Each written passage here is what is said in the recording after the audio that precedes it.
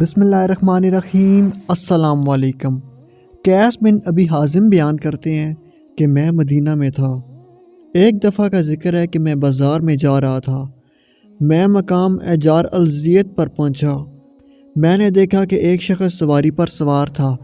کافی سارے لوگ اس کے ارد گرد جمع تھے۔ وہ شخص حضرت علی رضی اللہ تعالیٰ عنہ کو گالیاں دے رہا تھا۔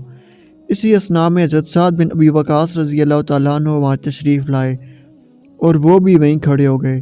لوگوں سے پوچھا کیا ہوا؟ لوگوں نے بتایا کہ ایک آدمی حضرت علی بن ابی طالب رضی اللہ تعالیٰ عنہ کو گالیاں دے رہا ہے۔ حضرت سعد آگے بڑھے۔ لوگوں نے ان کو رستہ دے دیا۔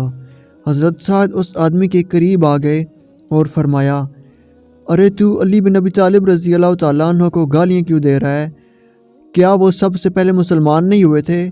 کیا وہ نبی صلی اللہ علیہ وآلہ وسلم کے پیچھے نماز پڑھنے والے سب سے پہلے شخص نہیں تھے؟ کیا وہ سب سے زیادہ دنیا سے برغبت نہیں تھے؟ کیا وہ سب سے زیادہ علم رکھنے والے نہیں تھے؟ اس کے علاوہ بھی حضرت سعد رضی اللہ تعالیٰ عنہ نے حضرت علی رضی اللہ تعالیٰ عنہ کے کافی فضائل گنوائے، حتیٰ کہ یہ بھی کہا کیا وہ رسول اللہ صلی اللہ علیہ وآلہ وسلم کے داماد نہیں تھے؟ کیا وہ غزوات میں رسول اللہ صلی اللہ علیہ وآلہ وسلم کے علمبردار نہیں تھے؟ اس کے بعد حضرت سعد رضی اللہ تعالیٰ عنہ نے قبلہ رو ہو کر ہاتھ بلند کر کے یوں دعا مانگی، اے اللہ یہ شخص تیرے ایک ولی کو گالی دے رہا ہے، یا اللہ یہ مجمع ختم ہونے سے پہلے تو اپنی قدرت کا کرشمہ دکھا دے اور لوگ تیرے ولی کو گالی دینے والے کا انجام اپنی آنکھوں سے دیکھ لیں۔ حضرت قیس کہتے ہیں، خدا کی قسم ہم ابھی وہاں سے ہٹے نہیں تھے کہ اس کی سواری بدک گئی۔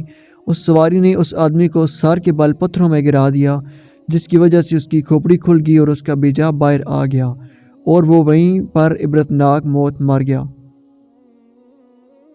یہ حدیث امام بخاری اور امام مسلم کے معیار کے مطابق صحیح ہے، لیکن شیخین نے اس کو نقل نہیں کیا۔